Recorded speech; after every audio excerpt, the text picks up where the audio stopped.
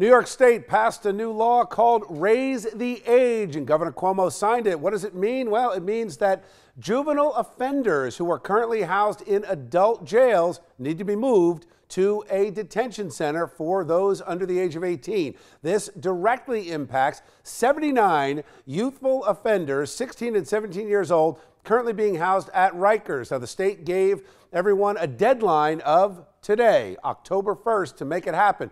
Part of the problem is that some of these offenders are violent. As a matter of fact, according to Rikers Island, 5% of the assaults on corrections officers came from inmates that were in this age group, and 6 of the 79 are charged with murder. I want to bring in New York City Councilman Andy King. Councilman, welcome to Chasing News. How are you?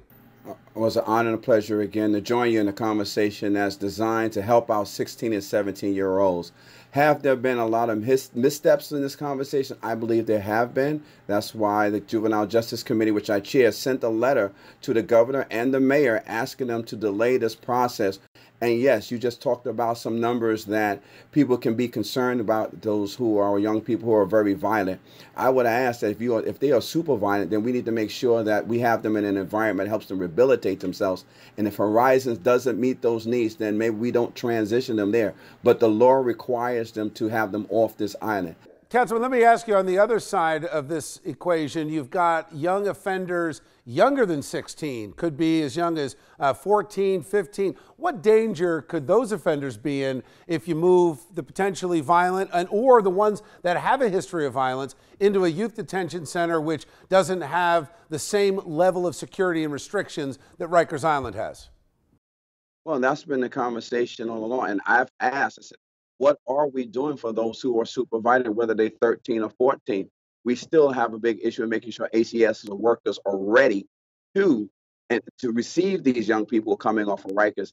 And if those correction officers who are there, we can't count on them to be social workers because they're not social workers. Right. And they're cops. Yeah. Exactly. Yeah. They're cops. Exactly. Councilman, Thank you. I appreciate your thoughts on this. Thanks for joining me tonight. God bless. Thank you. Let's bring back our A-plus panel for tonight's show, Allison Young and Garland Nixon. Allison, I'm going to start with you on this. Sure. I think the councilman said it right, and that last little bit that we talked about. These corrections officers are police officers. They're not social workers. Yeah. Their job is not the rehabilitation. They're there to keep the peace and keep people safe. When you're thinking about taking people that have been in that system, the kids that have been in that system, to a rehabilitation center, they're also bringing that culture with them. So it's not just the kids that are bringing the culture with them, it's also the corrections officers that they're transferring, and it doesn't feel like a good fit to me. And so I'm concerned that we're not looking at this on a case-by-case basis for each kid where they should be, but we're looking at it in what's best in a one-size-fits-all approach. Garland, you're former law enforcement. From this perspective, seems to me maybe the governor's playing a little bit of politics with this. Let's just, blanket everybody, 16, 17, arbitrary age.